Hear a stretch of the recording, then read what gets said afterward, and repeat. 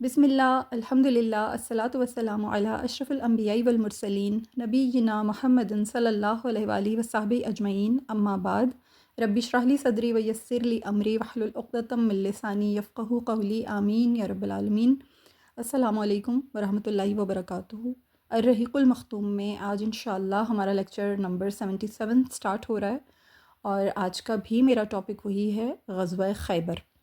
Last lecture میں ہم نے غزوہ خیبر کی تکمیل نہیں کی تھی، ہم نہیں کر پائے تھے، وقت میں کمی آ گئی تھی، اور وقت کی کمی کے باعث وہ ٹاپک جو ہے کمپلیٹ نہیں ہو سکا تھا۔ آج انشاءاللہ کوشش کریں گے اللہ کی توفیق سے اس کی تکمیل ہو جائے،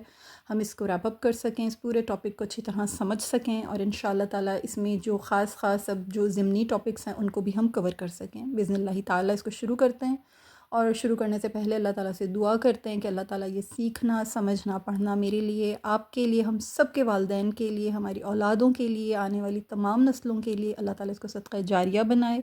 ہم سے اسے قبول فرمائے، اور ہماری کوئی خطا، کوئی کوتاہی، کوئی لغزش، کسی قسم کی شارٹ کمنگ اللہ تعالیٰ اپنی شان بے نیازی سے درگزر فرمائے، ہمیں بخش دے، ہمیں معاف فرما دے، ہماری پکڑ نہ کرے، اور اللہ تعالیٰ ہمیں سنتوں کی پیروی کرنے والوں میں شامل فرمائے۔ اللہ تعالیٰ ہمیں دین کی سمجھ عطا فرمائے، ہمیں پکی، سچی اور بالکل جو سچی محبت ہو نبی کریم صلی اللہ علیہ وآلہ وسلم اور آپ صلی اللہ علیہ وآلہ وسلم کے اہل البیت اطہار کے ساتھ، صحابہ کرام کے ساتھ، ازواج المطہرات کے ساتھ، اور نبی کریم صلی اللہ علیہ وآلہ وسلم کے تمام جانشینوں کے ساتھ۔ اللہ تعالیٰ ہمیں وہ نصیب فرمائے، اور ہمیں عمل کرنے والا، با عمل، دیندار اور ایک نہایت تابعدار امتی بننے کی توفیق عطا فرمائے، آمین یا رب العالمین۔ ان دعاؤں کے ساتھ اپنے ٹاپک کو شروع کرتے ہیں۔ لاسٹ لیکچر میں ہم غزوہ خیبر پڑھتے ہوئے جس ٹاپک میں داخل ہوئے تھے وہ یہ تھا کہ نبی کریم صلی اللہ علیہ وآلہ وسلم نے جناب حضرت حباب بن منظر رضی اللہ تعالیٰ عنہ کے مشورے پر، یعنی ان کی عرض تھی کہ یا رسول اللہ صلی اللہ علیہ وآلہ وسلم، ہمیں اس اسلامی لشکر کا جو پڑاؤ ہے اس کو ایک موزوں جگہ پر منتقل کر دینا چاہیے، اور نبی کریم صلی اللہ علیہ وآلہ وسلم نے اس رائے کو پسند فرمایا، اور اس رائے کو قبول فرماتے ہوئے، مشورے پر عمل کرتے ہوئے، نبی کریم صلی اللہ علیہ وآلہ وسلم نے اسلامی لشکر کا جو کیمپ تھا وہ وادی رجی میں منتقل کر دیا۔ یہاں تک ہم داخل ہوئے تھے۔ اس کے بعد میں نے آپ لوگوں کے ساتھ یہ بھی ذکر کیا تھا کہ قلعہ نائم جو تھا وہ خیبر کا ایک بہت ہی مضبوط، اور بلکہ یوں کہہ لیں کہ سب سے محفوظ اور سب سے مضبوط قلعہ تھا۔ بہت سی وہاں پر مارکہ آرائیاں ہوئیں، جھڑپیں ہوئیں، اور وہ جو ایک یوں کہہ لیجیے کہ محصوری تھی وہ کافی لمبی ہو رہی تھی، محاصرہ طول پکڑ رہا تھا، طوالت آ رہی تھی اس میں۔ اور قلعہ نائم کے سامنے مسلمانوں کی جو مارکہ آرائیاں تھیں وہ اس طرح سے تھیں، اس کا اندازہ اس بات سے لگائیے کہ اس مضبوط قلعے کے دفاع پر جو فوجی دستہ معمور تھا اس کی قیادت مرحب اور اس کے دو بھائیوں یاسر اور حارث کے سپرد تھی۔ یہ دونوں بھائی بھی شجاعت اور جواں مردی میں مرحب سے بالکل بھی کم نہیں تھے۔ تینوں بھائی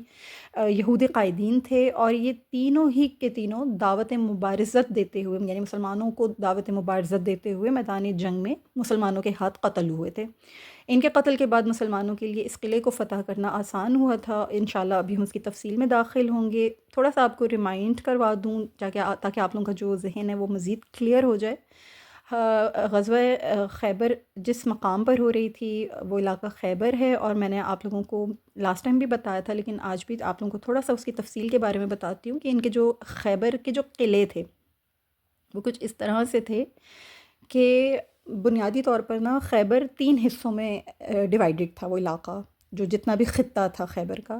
اور ہر حصے میں متعدد قلعے بنے ہوئے تھے، یعنی متعدد قلعوں پر مشتمل تھے وہ حصے جو تھے، تینوں حصے۔ پہلا حصہ جو تھا وہ حصن النطاح کہلاتا تھا، اور اس حصن النطاح میں قلعہ نائم تھا، قلعہ صعب تھا، اور قلعہ زبیر تھا۔ یہ 3 قلعے بہت ہی مضبوط تھے اور بالکل فرنٹ لائن پر تھے، یعنی قلعہ نائم کے بعد قلعہ صعب تھا، اور قلعہ صعب کے بعد قلعہ زبیر تھا۔ دوسرا حصہ خیبر کا حصن الشق کہلاتا تھا، اور اس حصے میں قلعہ ابی اور قلعہ نزار تھے۔ تیسرا حصہ جو تھا وہ حصن قتیبہ کہلاتا تھا، اور اس حصے میں 3 قلعے تھے، ایک قلعہ قموس کہلاتا تھا، ایک قلعہ وطیح اور ایک قلعہ سلالم، یعنی 3 قلعے وہاں پر بھی تھے۔ تو ان 3 حصوں میں مختلف قلعے موجود تھے، لیکن یہ جو قلعہ نائم تھا یہ خصوصی طور پر اس لیے بہت زیادہ پرومیننٹ ہو رہا تھا کیونکہ یہاں پر مرحب، یاسر اور حارث موجود تھے، اور یہ بہت ہی محفوظ اور بہت ہی مضبوط تھا، اس کی دیواریں بہت ہی سلپری تھیں اور آسانی کے ساتھ فتح نہیں ہو پا رہا تھا۔ جو طوالت آ رہی تھی وہ اسی وجہ سے آ رہی تھی کیونکہ یہ لوگ بہت زیادہ ریزسٹ کر رہے تھے، یہ ریٹیلیٹ بھی کر رہے تھے اور ریزسٹ بھی کر رہے تھے، یہود کے یہ جو یعنی قائدین تھے۔ اور جب محاصرہ جو تھا وہ قلعہ نعیم کا شروع ہوا، نبی کریم صلی اللہ علیہ وسلم، جیسے میں آپ لوگوں کو لاسٹ لیکچر میں بھی بتایا تھا کہ اوپر سے تیروں کی بارش ہو رہی تھی اور مسلمان جو بڑی احتیاط سے تیر اندازی کر رہے تھے، اور وہ سارا معاملہ ہوا۔ اب پہلے دن قتال کے بعد، یعنی پہلے دن جو ہو گیا اور مسلمانوں نے اپنا جو ہے نبی کریم صلی اللہ علیہ وسلم کی قیادت میں پڑاؤ کی جگہ بھی تبدیل کی اور غطفان اور خیبر کے درمیان واقع وادی رجی میں تشریف لے گئے، وہیں سے آپ صلی اللہ علیہ وسلم مجاہدین کو قلعوں کی تسخیر کے لیے بھیجتے رہے۔ مرحب نامی یہودی قلعے سے باہر نکل کر فدائیان اسلام کو للکارنے لگا۔ مرحب اپنی جرأت و بہادری میں کوئی اپنا ثانی رکھتا ہی نہیں تھا، غرور تکبر سے دھاڑتا وہ باہر نکلا، تلوار لہرا لہرا کر پکارنے لگا کہ سارا خیبر جانتا ہے میں مرحب ہوں، جنگ شعلے یعنی جب جنگیں شعلے بھڑکاتی ہیں تو میں ہتھیار بند، سورما، تجربہ کار اور بہادر ترین شخص کے طور پر سامنے آتا ہوں۔ یہ اس کے کچھ الفاظ تھے جو اس وقت آپ کی اسکرین پر بھی چل رہے ہیں۔ مرحب کا یہ چیلنج سن کر جناب حضرت عامر بن اقوا رضی اللہ تعالیٰ عنہ لشکر سے نکل کر شیر کی طرح اس کے سامنے آ کے کھڑے ہو گئے اور اسے للکارتے ہوئے کہنے لگے کہ خیبر میرے بارے میں بھی خوب جانتا ہے کہ میں عامر ہوں، ہتھیاروں سے لیس اور ایک بہادر اور مہم جو مجاہد۔ ان اشعار کو پڑھتے ہوئے حضرت عامر رضی اللہ تعالیٰ عنہ نے مرحب کی دعوت مبارزت کو قبول کیا۔ یعنی یہ جو دعوت مبارزت ہوتی تھی نا، یہ ایک طرح سے نفسیاتی دباؤ ہوتا تھا۔ آپ کو پتہ ہے کہ عرب جو تھے وہ تو تھے ہی شاعرانہ لوگ، شاعرانہ کلام تھا ان کا، شاعرانہ مزاج تھا ان کا، ادیب قسم کے لوگ تھے اور بہت ہی یعنی زباندان تھے۔ اشعار تو ان کے بچوں کو جو ہے حفظ ہوتے تھے اور ان کی زبانوں پر یوں ہوتے تھے جس طرح میں آپ سے اس وقت بات کر رہی ہوں اردو میں، اس طرح وہ اپنی عام فہم گفتگو میں بھی اشعار اور ہم وزن، ہم قافیہ، ہم ردیف کلام بولا کرتے، یعنی کلام کہا کرتے تھے۔ اور یہ ان کی یوں سمجھ لیجیے ان کی گٹی میں موجود ہے یہ چیز نا، ان کے اندر ان بلڈڈ ہے یہ چیز۔ 200 شعر جو ہیں وہ ایک محفل میں، ایک مجلس میں کہہ جایا کرتے تھے، حتیٰ کہ میدان جنگ میں بھی کہا کرتے تھے۔ تو یہ ان کو اللہ تعالیٰ نے خاص قسم کی ایبیلیٹی دی تھی، ان کا یہ اسکل تھا۔ اور جب مسلمان میدان جنگ میں آتے تھے اور دعوت مبارزت کے بعد رجس پڑھتے تھے، یہ جو اشعار ہوتے تھے ایکچولی یہ رجس ہوتے تھے، تو جب یہ رجس پڑھتے تھے تو اس میں کہیں پر بھی تکبر یا غرور کا ایلیمنٹ نہیں ہوتا تھا۔ یقیناً اس میں جو ایک بہت بڑا ایلیمنٹ ہوتا تھا وہ یہ ہوتا تھا کہ دشمن کے اوپر ایک نفسیاتی دباؤ پیدا ہو جائے، ٹھیک ہے؟ تو کبھی یہ نہیں ہمیں کنسیڈر کرنا ہے کہ مسلمان اس وقت جیسے غرور تکبر میں بھر کر کافر مقابلے پر آ کر للکارتے تھے، اسی طرح مسلمان بھی غرور اور تکبر کا مظاہرہ کر رہے ہوتے تھے۔ ہرگز نہیں، مسلمانوں کی جو شمشیریں ہوتی تھیں وہ صرف اللہ اور اللہ کے رسول صلی اللہ علیہ وسلم کے دین کی سربلندی کے لیے ہوتی تھیں۔ اپنی ذات، اپنی بڑائی، خود نمائی، خود پسندی، خود پرستی، اس قسم کی خرافات، اس قسم کی یعنی بیماریاں اور برائیاں ہرگز نہیں تھی مسلمان مجاہدین کی طبیعتوں میں۔ صرف ایک نفسیاتی دباؤ ہوا کرتا تھا جو مسلمان اپنے دشمن کے اوپر ڈالا کرتے تھے اور بیان کرتے تھے کہ اگر تم اس طرح کے ہو تو تمہارے مقابل بھی آنے والا ہرگز کمزور نہیں ہے، تم اسے کمزور مت سمجھو، وہ اللہ اور اللہ کے حبیب صلی اللہ علیہ وسلم کا چنیدہ ہے، اسی لیے تمہیں للکار رہا، تمہارے سامنے آیا ہے، اور خود پسندی نہیں ہوتی تھی اس میں، ٹھیک ہے؟ آئی ہوپ یہ چیز آپ لوگوں کے ذہنوں میں اب کلیئر ہو گئی ہوگی۔ اب ہوا یہ کہ جب دونوں کی تلواریں ایک دوسرے کے سامنے چمکنے لگیں اور دونوں ایک دوسرے کے اوپر وار کرنے لگے، مرحب نے تلوار کا وار کیا جسے حضرت عامر رضی اللہ تعالیٰ عنہ نے اپنی ڈھال پر روکا، پھر انہوں نے جھٹ سے جھک کر مرحب پر وار کرنا چاہا، لیکن ان کی تلوار غالباً چھوٹی تھی، اس لیے وہ دشمن پر لگنے کے بجائے گھومتی خود انہی کو لگی، ان کے گھٹنے میں زخم ہوا اور ان کی رگ کٹ گئی، جس کی وجہ سے گہرا زخم آیا، خون بہت زیادہ بہہ جانے کی باعث ان کی شہادت واقع ہو گئی۔ اور حضرت عامر بن اقوا رضی اللہ تعالیٰ عنہ کے بارے میں آپ کو تھوڑا سا بتا دوں کہ حضرت عامر بن اقوا رضی اللہ تعالیٰ عنہ سلمہ بن اقوا رضی اللہ تعالیٰ عنہ کے چچا تھے، اور کیونکہ حضرت سلمہ بن اقوا جو ہیں وہ نبی کریم صلی اللہ علیہ وسلم کے بہت ہی خاص پیادہ صحابیوں میں سے ایک تھے، اور یہ وہی ہیں جنہوں نے ایک بار نبی کریم صلی اللہ علیہ وسلم کے 30 اونٹ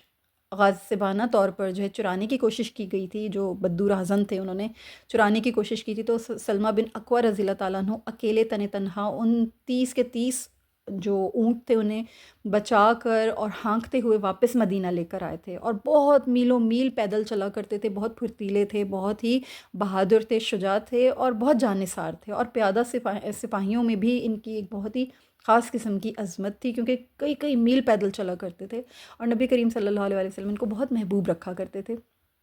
تو سلمہ بن اکوع رضی اللہ تعالیٰ عنہ ہی کی یہ روایت ہے، وہ بیان کرتے ہیں کہ جب شہادت ہو گئی ان کے چچا کی، تو بعض صحابہ کرام میں یہ چہمگوئیاں ہونے لگیں کہ عامر کا جو یہ عمل تھا یہ باطل ہو گیا، کیونکہ انہوں نے اپنے آپ کو خود قتل کیا ہے۔ تو سلمہ بن اکوع رضی اللہ تعالیٰ عنہ رسول اللہ صلی اللہ علیہ وسلم کی خدمت میں اشکبار آنکھوں کے ساتھ حاضر ہوئے اور عرض کی کہ اللہ کے رسول صلی اللہ علیہ وسلم، کیا عامر کا عمل باطل ہو گیا ہے؟ آپ صلی اللہ علیہ وسلم نے فرمایا کہ من قال ذالک، یعنی یہ کس نے کہا ہے؟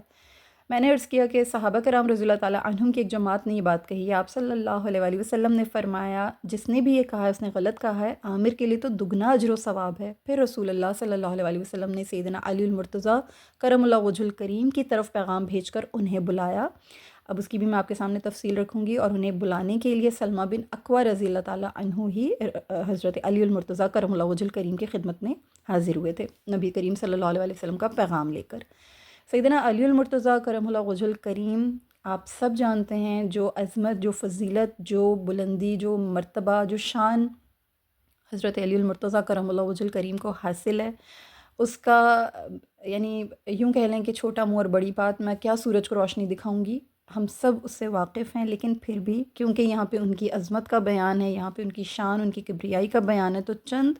باتیں ہم ان کی شان میں برکت کے طور پر ضرور یہاں بیان کروں گی میں، برکت کے طور پر ہم اس کو سنیں گے اور ہم مستفید ہوں گے، ہمارے ایمان میں یقیناً حرارت آئے گی۔ حضرت علی المرتضیٰ کرم اللہ وجہ الکریم، جیسا کہ آپ سب جانتے ہیں کہ ان کے خصائص بہت زیادہ ہیں، بلکہ جتنے بھی صحابہ کرام ہیں ان سب میں سب سے زیادہ افضل ہیں، سب سے زیادہ عظیم ہیں۔ نبی کریم صلی اللہ علیہ وآلہ وسلم کے بعد سیدنا علی المرتضیٰ کرم اللہ وجہ الکریم وہی شخصیت ہیں جو یعنی کہ ہر جہت میں منفرد بھی ہیں اور افضل و اعلیٰ بھی ہیں۔ جو خاندان اور حسب و نسب آپ صلی اللہ علیہ وآلہ وسلم کا ہے، وہی حضرت علی کرم اللہ وجہ الکریم کا بھی ہے۔ حضرت عبداللہ بن عباس رضی اللہ تعالیٰ عنہ فرماتے ہیں، اگر تمام درخت قلم بن جائیں اور تمام سمندر سیاہی بن جائیں اور انسان اور جنات لکھنا شروع کر دیں، تو بھی امیر المومنین مولا علی ابن ابی طالب علیہ السلام کے فضائل نہیں لکھ سکتے۔ اور یہ کن کی کتاب میں درج ہے یہ روایت؟ حضرت عبداللہ بن عباس سے، امام ابن جوزی علیہ رحمہ کی کتاب تذکرۃ الخواص میں، ٹھیک ہے؟ تو یہ ان کی کتاب سے میں نے آپ کو حوالہ دیا۔ پھر اسی طرح یہ بھی عبداللہ بن عباس رضی اللہ تعالیٰ عنہما ہی بیان کرتے ہیں کہ کسی شخص کے لیے اتنی قرآنی آیات نازل نہیں ہوئیں جتنی حضرت علی المرتضیٰ کرم اللہ وجہ الکریم کے لیے نازل ہوئی ہیں۔ یہ امام ابن عساکر تاریخ دمشق الکبیر میں، اور امام جلال الدین سیوطی تاریخ الخلفاء میں یہ چیز بیان کرتے ہیں، یہ روایت بیان کرتے ہیں۔ پھر اسی طرح سے امام ابن عساکر تاریخ دمشق الکبیر میں اور امام جلال الدین سیوطی تاریخ الخلفاء میں حضرت علی المرتضیٰ کرم اللہ وجہ الکریم کی شان بیان کرتے ہوئے عبداللہ بن عباس رضی اللہ تعالیٰ عنہما سے ایک اور حدیث لے کر آئے ہیں کہ حضرت علی المرتضیٰ کرم اللہ وجہ الکریم کی شان میں 300 قرآنی آیات نازل ہوئی ہیں۔ سبحان اللہ العظیم، سبحان اللہ العظیم۔ پھر اسی طرح امام محب طبری الریاض النضرہ میں حضرت عمر بن خطاب رضی اللہ تعالیٰ عنہ سے ایک روایت لے کر آئے ہیں، وہ فرماتے ہیں کہ نہیں کمائی کسی کمانے والے نے علی علیہ السلام جیسی فضیلت۔ سبحان اللہ العظیم، سبحان اللہ العظیم۔ پھر اسی طرح سے امام احمد بن حنبل رضی اللہ تعالی رحمۃ اللہ تعالیٰ علیہ فرماتے ہیں کہ رسول اللہ صلی اللہ علیہ وآلہ وسلم کے تمام صحابہ کرام علیہم السلام میں جتنے فضائل حضرت علی المرتضیٰ کرم اللہ وجہ الکریم کے بیان ہوئے، اتنے اور کسی کے بیان نہیں ہوئے۔ اور یہ امام حاکم المستدرک میں اور امام ابن عساکر نے تاریخ دمشق الکبیر میں یہ اس روایت کو نقل کیا ہے، حضرت عمر بن خطاب رضی اللہ تعالیٰ عنہ سے مروی ہے روایت۔ تو سبحان اللہ الغرض کہ کسی بھی جہت، کسی بھی زاویے، کسی بھی نگاہ سے ہم دیکھیں، تاریخ اسلام کا مطالعہ کریں، نبی کریم صلی اللہ علیہ وآلہ وسلم کے بعد سب سے زیادہ فضائل، مناقب اور خصائص حضرت علی المرتضیٰ کرم اللہ وجہ الکریم کے ہی ملتے ہیں۔ بہت اونچی شان ہے آپ کی ذات گرامی، بہت اعلیٰ ہے، بہت ہی عظیم الشان ہے آپ کے۔ اگر ہم حضرت علی المرتضیٰ کرم اللہ وجہ الکریم کی کنیتیں اور آپ رضی اللہ تعالیٰ عنہ و علیہ السلام کی اگر ہم یعنی ان کی ڈھونڈیں کہ کس قدر القابات ان کو عطا ہوئے، تو شیعہ اور اہل سنت تمام علماء، تمام مکاتب فکر کی کتابوں میں بالکل ایکولی ان کی کنیتیں اور ان کے مناقبات بیان کیے گئے ہیں اور ان کی عظمت کو بیان کیا گیا ہے۔ انہیں جو القابات عطا کیے گئے ہیں، چند ایک میں آپ کے سامنے ضرور رکھنا چاہوں گی برکت کے طور پر، کیونکہ یہاں ذکر ہو رہا ہے کائنات کی بہت بڑی ہستی کا، تو ہم ادب کے ساتھ وہ برکت ضرور حاصل کریں گے۔ کنیتیں، آپ کی کنیتوں میں ابو تراب، ابو الحسن، ابو الحسین، ابو الحسنین، ابو الائمہ اور ابو السبتین، یہ تمام آپ کی کنیتیں ہیں۔ اس کے علاوہ آپ کو جو القابات عطا کیے گئے ہیں، ان القابات میں سے آپ کو اسد اللہ یعنی اللہ کا شیر، امیر المؤمنین، زوج البطول، ساقی کوثر، صاحب اللواء، حیدر کرار، یعصوب الدین، ابو تراب، اور اس کے علاوہ بہت سے مشہور القابات بھی عطا کیے گئے ہیں، جیسے اخو الرسول یعنی پیغمبر اکرم صلی اللہ علیہ وسلم کے بھائی۔ پھر اس کے علاوہ آپ کو ابو الیتامہ والمساکین کا بھی خطاب ملا ہے، لقب ملا ہے، یعنی یتیم اور مسکینوں کا باپ۔ اور اسی طرح سے آپ کے لیے امیر الجیوش کا لقب بھی ہے کہ لشکر کا سپہ سالار، لشکر کا امیر، امیر البررہ یعنی نیک لوگوں کے امیر، اصل القدیم یعنی دیرینہ گوہر یعنی اصل القدیم۔ پھر اسی طرح سے آپ کو امام الابرار یعنی نیک لوگوں کا پیشوا، امام الاتقیاء پرہیزگاروں کا پیشوا، امام الاولیاء اللہ کے دوستوں کا پیشوا، امام الامہ پیغمبر اکرم صلی اللہ علیہ وآلہ وسلم کی امت کا پیشوا، اور امام البریہ اللہ کی مخلوق کا پیشوا، امام الحق حق اور سچائی کے پیشوا، امام الصالحین صالح لوگوں کے پیشوا، امام القوم یعنی لوگوں کے پیشوا، امام المتقین متقی لوگوں کے پیشوا، امام المخلصین، امام المرحومین، اور اس کے علاوہ امام المسلمین، امام المؤمنین، اور امام ذوی الالباب یعنی عقل مندوں کے پیشوا، امام الناصح خیر خواہوں کے پیشوا۔ سبحان اللہ، سبحان اللہ، اس قدر خوبصورت، اس قدر حسین القابات ہیں۔ بحر العلوم یہ بھی آپ کا ایک لقب ہے، علوم کا سمندر، سبحان اللہ، جنہیں علم کی پیاس ہو۔ پھر باب مدینۃ العلم یعنی شہر علم کا دروازہ، بہت مشہور حدیث آپ جانتے ہیں کہ انا مدینۃ العلم و علی بابوہا، یعنی مدینۃ العلم علم کے شہر کا دروازہ، یہ بھی آپ کا لقب ہے اور یہ حدیث سے ہی ثابت ہے۔ پھر باب دار الحکمہ، انا مدینۃ الحکمہ و علی بابوہا، شہر علم، علم و حکمت کا دروازہ، یعنی علم کا بھی دروازہ ہیں آپ حکمت کا بھی دروازہ ہیں، آپ بحر العلم المسجود ہیں، یعنی علم کا ابلتا ہوا اور بہتا ہوا سمندر۔ سبحان اللہ، آپ کے تو القابات ہی اتنے خوبصورت ہیں کہ آپ کی ہستی تک خود بخود طبیعت جو ہے وہ یعنی بچھنا شروع ہو جاتا ہے، دل بچھنے شروع ہو جاتے ہیں، دل جھکنے شروع ہو جاتے ہیں آپ کے القابات کو، آپ کی کنیتوں کو ہی سن کے اتنی طبیعت متاثر ہوتی ہے اور خوش ہوتی ہے۔ پھر خاصۃ اللہ، اللہ کا خاص، خازن علم اللہ، علم الہی کا خزانچی، سبحان اللہ، خلیفۃ اللہ، روئے زمین پر اللہ کا خلیفہ، خلیفہ رسول اللہ، رسول خدا کا جانشین، خیر البریہ بہترین مخلوق، خیر الاوصیاء، سبحان اللہ العظیم، سبحان اللہ العظیم، زوج البطول، زین الصدیقین، زین موحدین۔ پھر اسی طرح سے آپ کو اور بہت سارے القابات ملے، سر اللہ یعنی سر الہی، پھر سیف اللہ شمشیر خدا، حیدر شاہ مردان، سبحان اللہ العظیم، یہ بھی آپ کے یعنی القابات میں سے ہے۔ پھر عصمت الاولیاء، عروۃ الوثقیٰ، عمود الدین، سبحان اللہ، دین کا ستون، سبحان اللہ، سبحان اللہ، بہت سارے القابات ہیں۔ اب ٹائم میں اتنی برکت نہیں ہے، ورنہ تو میں آپ کو ایک لمبی فہرست ہے آپ کو بتاؤں تو آپ کا دل خوش ہو جائے۔ ولی اللہ، وجہ اللہ، نفس الرسول، ناصر الدین اللہ، سبحان اللہ، یہ تمام کے تمام آپ کے القابات ہیں۔ یعصوب الدین سرپرست اور مومنوں کے رہبر، اور حجت الابرار نیک لوگوں کی حجت، یہ تمام کے تمام سب اس پہ متفق ہیں۔ تمام مکاتب فکر، تمام مکاتب علوم، تمام جتنے بھی علماء ہیں، مشائخ ہیں، تمام اس کے اوپر متفق ہیں، اور سبحان اللہ العظیم۔ پھر حضرت علی کرم اللہ وجہ الکریم کو جب پکارا گیا، جب بلایا گیا، نبی کریم صلی اللہ علیہ وآلہ وسلم نے جو ان کی شان بیان کی، وہ بھی میں آپ کے سامنے بھی رکھتی ہوں کہ ہوا یہ کہ سیدنا سلمہ بن اکوع رضی اللہ تعالیٰ عنہ کی صحیح مسلم کی حدیث ہے، اور صحیح بخاری میں ہے، بیسیکلی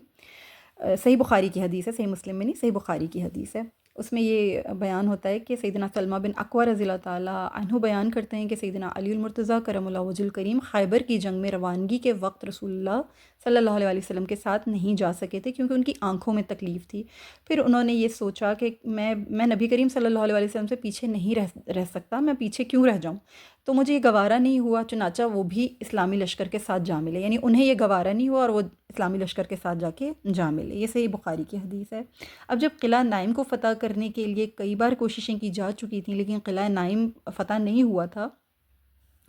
تو رسول اللہ صلی اللہ علیہ وسلم نے سیدنا علی المرتضیٰ کرم اللہ وجہ الکریم سے پہلے جو علم تھا جنگ کا وہ سیدنا ابو بکر صدیق رضی اللہ تعالیٰ عنہ کے ہاتھ میں دیا۔ وہ پرچم لے کر روانہ ہوئے، وہ لڑ کر واپس تشریف لے آئے۔ اگلی روز حضرت عمر رضی اللہ تعالیٰ عنہ بھی تشریف لے گئے، خوب لڑائی ہوئی مگر لڑائی ہو کے جو ہے فتح نصیب نہیں ہو سکی۔ اس کے بعد نبی کریم صلی اللہ علیہ وسلم نے علی المرتضیٰ کرم اللہ وجہ الکریم کو بلا کر علم جو اسلام تھا وہ ان کے حوالے کیا۔ دیکھیں دراصل بات کیا ہے کہ اللہ تعالیٰ نے نا ہر ایک کو اس کے لحاظ سے فضیلتیں بخشیں، کسی کو کسی لحاظ سے، کسی کو کسی لحاظ سے، کسی کا کسی کے ساتھ کوئی مقابلہ نہیں ہے۔ جو شان اللہ نے حضرت ابو بکر صدیق عمر فاروق رضی اللہ تعالیٰ عنہ کو عطا فرمائی ہیں، ہرگز اس میں کسی قسم کی کمی اور بیشی کا ہم گمان بھی نہیں کر سکتے۔ استغفر اللہ معاذ اللہ۔ اللہ کی اپنی تکوینی حکمت، اللہ کی اپنی شان ہے، اللہ نے جس کو جس چیز کے لیے چنا ہے اس کو اس چیز کا حق ادا کرنا ہوتا ہے، اور پھر اللہ کی اپنی دین ہے، اللہ کی اپنی عطا ہے، اللہ جس کو چاہے جس طرح نوازے، جس کو چاہے جس طرح مرضی آزمائے۔ تو یہ جو معرکہ تھا، یہ جو میدان تھا، یہ حضرت علی کرم اللہ وجہ الکریم کے سر صحرا جانا تھا، لہٰذا اس موقع پر یہ خاص فضیلت و سعادت اللہ تعالیٰ نے سیدنا علی المرتضیٰ کرم اللہ وجہ الکریم کے مقدر میں رکھی تھی۔ یہی وجہ ہے کہ وہ آنکھوں کی تکلیف کے باعث پہلے پیچھے مدینہ میں رہ گئے، پھر تکلیف کی پرواہ نہ کرتے ہوئے اسلامی لشکر سے جا ملے۔ خیبر میں بھی تکلیف کے باوجود انہی کو طلب کیا گیا۔ سہل بن سعد رضی اللہ تعالیٰ عنہ سے روایت ہے کہ خیبر کے دن رسول اللہ صلی اللہ علیہ وسلم نے فرمایا، میں یہ پرچم کل اس شخص کو عطا کروں گا جس کے ہاتھوں اللہ تعالیٰ فتح عطا فرمائے گا۔ وہ اللہ اور اس کے رسول سے محبت کرتا ہے اور اللہ اور اس کا رسول اس سے محبت کرتے ہیں۔ سبحان اللہ العظیم، اللہ اکبر کبیرہ۔ دیکھیں اللہ سے محبت کرنا، اللہ کے رسول صلی اللہ علیہ وسلم سے محبت کرنا، ہر شخص اس بات کا امیدوار بھی ہے، دعوے دار بھی ہے، اور یقیناً دل کی گہرائیوں سے وہ مانتا بھی ہے اس چیز کو، اس کی ایمان کی آخری حدوں تک یہ چیز راسخ ہے اس کے اندر کہ ہم اللہ سے اور اللہ کے حبیب سے محبت کرتے ہیں۔ لیکن یہ بہت بڑا اعزاز ہوتا ہے کہ نبی کریم صلی اللہ علیہ وسلم کی زبان حق ترجمان سے یہ الفاظ ادا ہوئے ہوں کہ اللہ بھی اس سے محبت کرتا ہے اور اللہ کے رسول بھی اس سے محبت کرتے ہیں صلی اللہ علیہ وسلم، اور اللہ اس کے ہاتھوں کل فتح عطا فرمائے گا۔ اب جب یہ بات سنی تو تمام صحابہ کے دل میں خواہش آئی، سب مضطرب ہو گئے، سب کی رات بے انتہا یعنی اضطراب کے ساتھ گزری کہ کل یہ پرچم کسی طریقے سے ہمیں عطا ہو جائے۔ سیدنا عمر بن خطاب رضی اللہ تعالیٰ عنہ نے کہا کہ میں نے اس دن کے سوا عمارت کو کبھی پسند نہیں کیا، یعنی برتری لے جانے کو میں نے کبھی پسند نہیں کیا، البتہ اس دن میں نے اس امید سے عمارت کی خواہش کی کہ شاید مجھے بلا لیا جائے۔ لیکن رسول اللہ صلی اللہ علیہ وسلم نے علی بن ابی طالب رضی اللہ تعالیٰ عنہ و علیہ السلام کو بلایا اور انہیں پرچم عطا فرما دیا اور فرمایا چلتے جاؤ، پیچھے مڑ کر نہ دیکھنا حتیٰ کہ اللہ تعالیٰ تمہیں فتح عطا فرما دے۔ سیدنا علی المرتضیٰ کرم اللہ وجہ الکریم تھوڑی دور چلے، پھر رک گئے اور پیچھے مڑ کر دیکھے بغیر پوچھا کہ اے اللہ کے رسول صلی اللہ علیہ وسلم، میں لوگوں سے کس بات پر قتال کروں؟ آپ صلی اللہ علیہ وسلم نے فرمایا ان سے قتال کرو حتیٰ کہ وہ گواہی دیں کہ اللہ کے سوا کوئی معبود برحق نہیں اور محمد صلی اللہ علیہ وسلم اللہ کے رسول ہیں۔ جب وہ ایسا کریں گے تو تم سے اپنے خون اور مال محفوظ کر لیں گے سوائے ان کے حق کے، اور ان کا حساب اللہ کے ذمے ہوگا۔ پھر اسی طرح سے صحیح بخاری کی ایک حدیث ہے جس میں حضرت علی المرتضیٰ کرم اللہ وجہ الکریم جب ان کے پاس تشریف لائے اور رسول اللہ صلی اللہ علیہ وسلم نے یعنی یہ فرمایا کہ علی کہاں ہیں، یعنی عین علی بن ابی طالب، علی کہاں ہیں، علی بن ابی طالب کہاں ہیں؟ لوگوں نے عرض کیا کہ اللہ کے رسول صلی اللہ علیہ وسلم ان کی آنکھوں میں تکلیف ہے۔ پھر ان کی طرف پیغام بھیج کر انہیں بلایا گیا تو رسول اللہ صلی اللہ علیہ وسلم نے ان کی آنکھوں میں اپنا لعاب دہن ڈالا اور ان کے لیے دعا فرمائی تو وہ اس طرح صحت یاب ہو گئے جیسے انہیں کبھی کوئی تکلیف تھی ہی نہیں۔ سبحان اللہ العظیم، یہ بھی اعجاز تھا رسول اللہ صلی اللہ علیہ وسلم کا جو خیبر کے موقع پر یعنی ایک معجزہ تھا جو ظاہر ہوا کہ آپ صلی اللہ علیہ وسلم کے لعاب دہن سے حضرت علی المرتضیٰ کرم اللہ وجہ الکریم کی جو چشم مبارک تھی، اس کی تکلیف دور ہو گئی اور بالکل اس طرح سے ان کو صحت یابی عطا ہوئی کہ جیسے وہ آشوب چشم کا شکار ہوئے ہی نہیں تھے، کوئی تکلیف تھی ہی نہیں۔ انہیں پرچم عطا فرمایا، نبی کریم صلی اللہ علیہ وآلہ وسلم نے انہیں یہ دعا دی، انہیں یہ حکم دیا کہ سلامتی کے ساتھ چلتے جاؤ حتیٰ کہ ان کے علاقے میں پہنچ جاؤ، پھر انہیں اسلام کی دعوت دو اور انہیں بتاؤ کہ اللہ تعالیٰ کا ان پر کیا حق واجب ہے۔ اللہ کی قسم، اگر اللہ تعالیٰ تمہاری وجہ سے ایک شخص کو بھی ہدایت دے دے تو یہ تمہارے لیے سرخ اونٹوں سے بھی بہتر ہے۔ سبحان اللہ العظیم، یہ صحیح بخاری کی حدیث ہے۔ یعنی حضرت علی کرم اللہ وجہ الکریم کا دیکھیں کہ ان کی یہ جو میں نے آپ کے سامنے جو حدیث ذکر کی ہیں، صحیح بخاری کی اور صحیح مسلم کی، خاص طور پہ جو صحیح مسلم کی حدیث ہے جس میں کہ نبی کریم صلی اللہ علیہ وآلہ وسلم نے انہیں حکم دیا تھا کہ چلتے جاؤ، پیچھے مڑ کر نہیں دیکھنا، اور انہوں نے پیچھے مڑے بغیر، یعنی پیچھے مڑ کر دیکھے بغیر یہ جو فرمایا کہ اللہ کے حبیب صلی اللہ علیہ وآلہ وسلم، میں لوگوں سے کس بات پر قتال کروں، ان کی کمال اطاعت ظاہر ہوتی ہے، کس قدر کمال اطاعت کو آپ کی شخصیت پہنچ چکی تھی، آپ نے پیچھے مڑ کر دیکھے بغیر سوال کیا۔ پھر یہ جو سرخ اونٹوں کا تذکرہ کیا گیا ہے اس میں، جو آپ صلی اللہ علیہ وسلم نے فرمایا، اصل میں اونٹوں کا یہ رنگ نا عربوں کے یہاں بہت پسندیدہ تھا، اور آپ صلی اللہ علیہ وسلم کی اس سے کیا مراد تھی، اس کے بارے میں دو اقوال ملتے ہیں، یعنی مختلف اقوال ہیں لیکن دو اقوال میں آپ کے سامنے رکھتی ہوں۔ ایک قول تو یہ کہ اس سے مراد یہ ہے کہ تم ایک شخص کی ہدایت کا اگر سبب بن جاؤ، یہ اس سے بہتر ہے کہ تمہارے پاس سرخ رنگ کے اونٹ ہوں اور تم انہیں صدقہ کر دو، کیونکہ حضرت علی کرم اللہ وجہ الکریم آپ کو پتہ ہے فقراء صحابہ میں سے تھے، آپ کے پاس جتنا کچھ بھی ہوا کرتا تھا آپ سب سے بڑھ کر صدقہ و خیرات کیا کرتے تھے، تو مقصد یہ تھا نبی کریم صلی اللہ علیہ وسلم کا۔ دوسرا قول یہ ہے کہ عرب سرخ اونٹوں کے مالک ہونے پر فخر کرتے تھے، اس لیے آپ صلی اللہ علیہ وسلم کے فرمانے کا مقصد یہ تھا کہ یہ بات سرخ رنگ کے اونٹ حاصل کرنے اور ان کا مالک بننے سے بہتر ہے۔ تو آپ جانتے ہیں کہ سرخ اونٹ کا مقصد یہ تھا یا مطلب یہ تھا کہ اس دور میں کسی کے پاس لمبرگینی ہو یا کسی کے پاس اپنا پرائیویٹ جیٹ ہو، اور وہ کتنا اس کو جو ہے اس کے پاس یعنی کتنا اسٹیٹس کور، یعنی اسٹیٹس اس کا کیا ہوگا، کتنا ہائی ہو جائے گا۔ تو اس طرح سے وہاں پہ عربس کے اندر یہ چیز جو تھی بڑی ایک اہمیت رکھتی تھی۔ نبی کریم صلی اللہ علیہ وسلم نے آپ صلی اللہ علیہ وسلم نے صحابہ کرام رضی اللہ تعالیٰ عنہ کے ساتھ حضرت علی کو روانہ کیا اور ان سب کے لیے نصرت کی دعا بھی کی۔ اب جب سیدنا علی المرتضیٰ کرم اللہ وجہ الکریم قلعہ نائم کے پاس پہنچے تو انہوں نے قلعے کے نیچے چٹان پر اپنا علم گاڑا، اور ایک یہودی نے قلعے کی چھت سے جھانک کر ان سے پوچھا کہ تم کون ہو؟ انہوں نے جواب دیا، میں علی بن ابی طالب ہوں۔ یہ سنتے ہی یہودی بولا، موسیٰ علیہ السلام پر نازل ہونے والی دین کی قسم، تم غالب آ گئے۔ سبحان اللہ العظیم۔ بہرحال سیدنا علی المرتضیٰ کرم اللہ وجہ الکریم نے رسول اللہ صلی اللہ علیہ وسلم کی ہدایت کے مطابق یہودیوں کو سب سے پہلے اسلام کی دعوت دی اور انہیں بتایا کہ اگر انہوں نے اسلام قبول کر لیا اور کفر کی تاریکیوں سے نکل کر توحید کی روشنی میں آ گئے تو انہیں بھی وہ تمام حقوق حاصل ہوں گے جو دیگر مسلمانوں کو حاصل ہیں۔ سبحان اللہ۔ دیکھیں، چاہے جنگ ہو چاہے امن ہو، ہمیں حکم کیا ہے، ہمارا کیا ہونا چاہیے رویہ اور ہمارا کیا ہونا چاہیے انداز، کہ دعوت دینا، داعی اللہ، یہ کتنی عظیم یعنی ہمیں تعلیم کی جا رہی ہے ہر موقع پر۔ جس بھی غزوہ میں ہم نے دیکھا، جس بھی غزوہ میں ہمیں اللہ تعالیٰ نے توفیق عطا فرمائی، ہم نے اس کو پڑھا، اس کو سمجھا، یہی دیکھا کہ میدان جنگ میں بھی دعوت دی جا رہی ہے۔ اور حضرت علی کرم اللہ وجہ الکریم کے بارے میں تو خصوصی طور پر ہمیشہ آپ نے پہلے دعوت دی ہے، اسلام کی طرف بلایا ہے، راغب کیا ہے لوگوں کو۔ وہاں پر بھی آپ نے داعی اللہ کا کام کیا ہے، کیونکہ جو میدان جنگ میں اللہ اور اللہ کے رسول کی خاطر آئے گا اس پر یہ واجب بھی ہے کہ وہ سب سے پہلے دشمن کو جہنم سے بچنے کی ایک توفیق کی طرف راغب کرے۔ تو یہی حضرت علی کرم اللہ وجہ الکریم نے بھی کیا۔ ہم نے غزوہ خندق میں بھی دیکھا تھا، مبارزت کے دوران علی رضی اللہ تعالیٰ عنہ نے یہی کیا تھا کہ آپ نے پہلے اسلام کو قبول کرنے کی دعوت دی تھی۔ تو سبحان اللہ، مسلمانوں کا ہمیشہ سے یہی کام رہا، یہی وتیرہ رہا، اللہ کا خوف دلایا ہمیشہ۔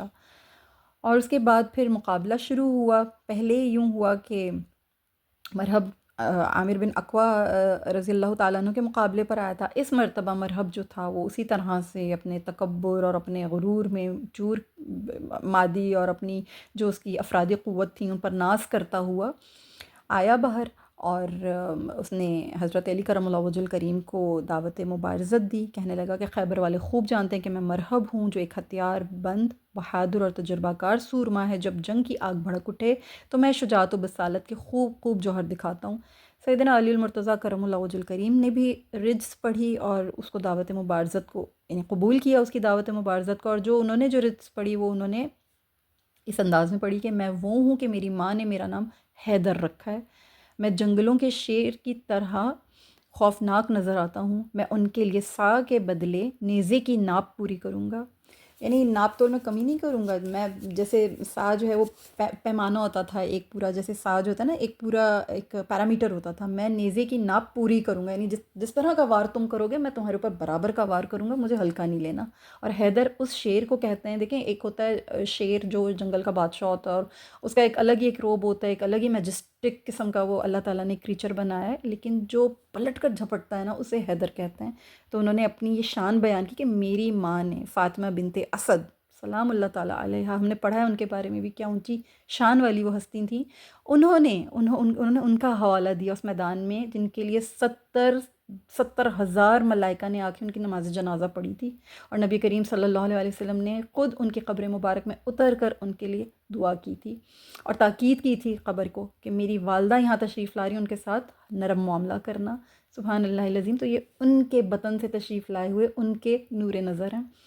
تو انہوں نے اپنی والدہ کا حوالہ دے کے یہ فرمایا کہ میرا نام میری ماں نے حیدر رکھا ہے۔ سبحان اللہ العظیم۔ پھر سیدنا علی المرتضیٰ کرم اللہ وجہ الکریم نے اپنی تلوار ذوالفقار کا ایسا زبردست وار کیا جو مرہب کا جو خوط تھا اس کو کاٹ کر اس کے سر کے 2 ٹکڑے کرتا ہوا اس کی گردن تک پہنچ گیا،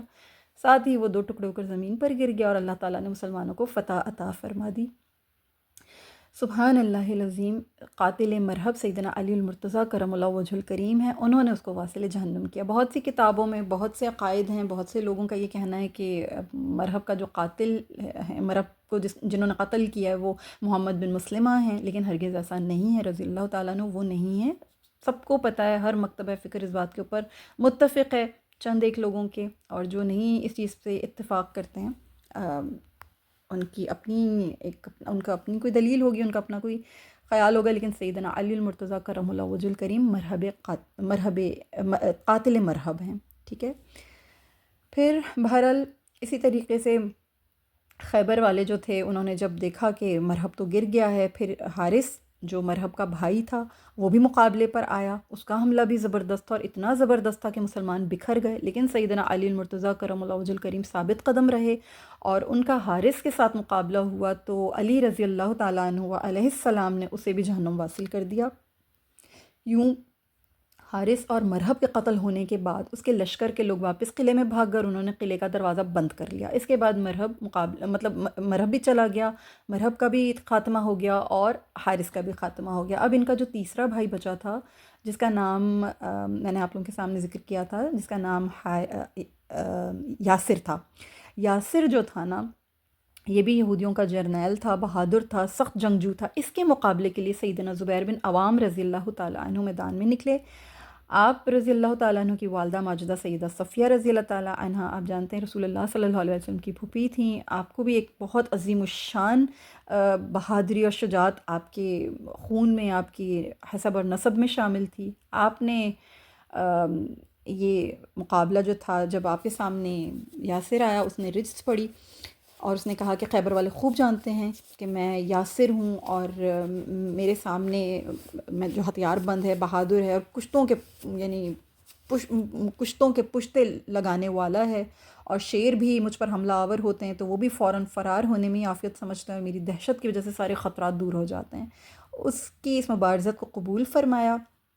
حضرت زبیر بن عوام رضی اللہ تعالیٰ عنہ نے، اور انہوں نے فرمایا کہ خیبر والے خوب جانتے ہیں کہ میں زبیر ہوں، میں بہادر سورماؤں کی ناک پر داغ لگا دیتا ہوں، میں سر جھکانے اور بھاگنے والا آدمی نہیں ہوں، میں مجدد شرافت کی حفاظت کرنے والوں کا نور نظر ہوں، میں سرداروں کا لخت جگر ہوں۔ یاسر کان کھول کر سن لے، مبادہ کافروں کی جماعت تجھے فریب خوردہ کر دے، ان کی جماعت تو پانی کی طرح نظر آنے والے سراب کی مانند ہے۔ یہ ہے ترجمہ جو رجس سیدنا زبیر بن عوام رضی اللہ تعالیٰ عنہ نے پڑھی تھی۔ اس کے بعد یاسر کا قتل ہوا اور یاسر کو بھی جہنم واصل کر دیا گیا۔ اللہ تعالیٰ نے یہ شان حضرت سیدنا زبیر بن عوام رضی اللہ تعالیٰ عنہ کے سر پر یہ صحرا باندھا، اور جب یہ تینوں جنگجو قائدین ختم ہو گئے اور یہودی ان تینوں سے محروم ہو گئے تو ان کے حوصلے جو تھے وہ بالکل پست ہو گئے، اور مسلمانوں میں ظاہر سی بات ہے خوشی کی لہر دوڑ گئی۔ ان کے لیے اس قلعے میں داخل ہونا اور اسے فتح کرنا بہت آسان ہو گیا۔ اور یوں حضرت علی کرم اللہ وجہ الکریم کے بارے میں ایک اور بھی جو ان کی شان ہے وہ بیان کی جاتی ہے کہ جو قلعہ خیبر کا، یعنی قلعہ نائم کا جو دروازہ تھا وہ بہت مضبوط دروازہ تھا، آہنی دروازہ تھا، لوہے کا دروازہ تھا، بہت وزنی تھا۔ تو حضرت علی کرم اللہ وجہ الکریم نے اس کو اپنے ہاتھ سے جو ہے اس دروازے کو دھکیلا تھا، اس دروازے کو توڑا تھا، اس دروازے کو اکھاڑا تھا۔ یہ بھی آپ علیہ السلام کی ایک شان ہے، اور اس کے بارے میں بھی بہت سی روایات ہیں۔ اب سم اپ کرتے ہیں اس ٹاپک کو۔ مرحب ختم ہو گیا، یاسر ختم ہو گیا، حارث ختم ہو گیا، سبحان اللہ العظیم، اور نائم جو تھا، قلعہ نائم، وہ فتح ہو گیا۔ اب اس کے بعد ٹاپک کو تھوڑا سا آگے لے کر چلتے ہیں، اور یہ بھی میں آپ لوگوں کے ساتھ اب ذکر کروں کہ قلعہ سقوب کی فتح کس طرح سے ہوئی۔ پھر جب قلعہ نائم فتح کر لیا اور مسلمانوں نے دیکھا کہ اب قلعہ سقوب جو ہے وہ اب سیکنڈ، جو ان کی جو یوں سمجھ لیجئے کہ ان کی جو لائن ہے، یعنی فرسٹ ان کی جو ایک حفاظتی لائن تھی، اس کو کراس کرنے کے بعد اب وہ لوگ سیکنڈ قلعے کی طرف جو ہے بڑے مسلمان، اور فرنٹ لائن کو انہوں نے کانکر کر لیا، فتح یاب ہو گئے۔ اب قلعہ سقوب جو تھا وہ دوسرا قلعہ تھا، اس کا محاصرہ 2 دن تک جاری رہا۔ مسلمان اس دوران بھوک کی شدت نڈھال ہونے لگے تھے۔ تیسرے دن پھر قبیلہ اسلم نے اسمہ بن حارثہ رضی اللہ تعالیٰ عنہ کو اپنا نمائندہ بنا کر نبی کریم صلی اللہ علیہ وسلم کی خدمت میں بھیجا اور بھوک سے نڈھال ہونے کی شکایت کی۔ رسول اللہ صلی اللہ علیہ وسلم نے اللہ تعالیٰ سے ایسے قلعے کی فتح کی دعا مانگی جس میں اشیاء خورد و نوش وافر مقدار میں موجود ہوں۔ پھر حضرت حباب بن منظر رضی اللہ تعالیٰ عنہ کو علم دے کر قلعہ فتح کرنے کے لیے بھیجا۔ اس روز یہود کی طرف سے یوشع نامی ایک جنگجو نکلا اور دعوت مبارزت دی۔ حضرت حباب بن منظر رضی اللہ تعالیٰ عنہ اس کے مقابلے کے لیے نکلے اور اس کو واصل جہنم کیا۔ پھر دیال نامی ایک اور جنگجو نکلا جسے حضرت عمارہ بن عقبہ رضی اللہ تعالیٰ عنہ نے جہنم رسید کیا۔ بعد میں پھر یہودیوں کی طرف سے اچانک اجتماعی حملہ ہوا۔ اس اچانک حملے سے مسلمان پیچھے ہٹتے ہٹتے نبی کریم صلی اللہ علیہ وسلم تک پہنچ گئے۔ آپ صلی اللہ علیہ وسلم نے اپنے گھوڑے سے اتر کر اپنے صحابہ رضی اللہ تعالیٰ عنہم کو جہاد کی ترغیب دی، اور رسول اللہ صلی اللہ علیہ وسلم کی اس ترغیب کی بدولت مسلمان دوبارہ سے سنبھل گئے اور آگے بڑھ کر سخت حملہ کیا، جس سے یہودی پسپا ہو کر قلعے کی طرف بھاگ نکلے، اندر داخل ہو گئے، دروازے بند کرنے لگے، لیکن مسلمان بھی قلعے میں داخل ہو کر یہودیوں کو جہنم رسید کرنا شروع کر دیا، اور جو زندہ بچے انہیں قیدی بنا لیا۔ جتنی بھی ان کی عورتیں تھیں، ان کے بچے تھے، وہ تمام کے تمام اندر تھے، تو ان میں سے جو ہے سب کو جو زندہ بچ گئے انہیں قیدی بنا لیا گیا۔ مسلمانوں کو اس قلعے سے جو ذخائر حاصل ہوئے ان میں جو تھی،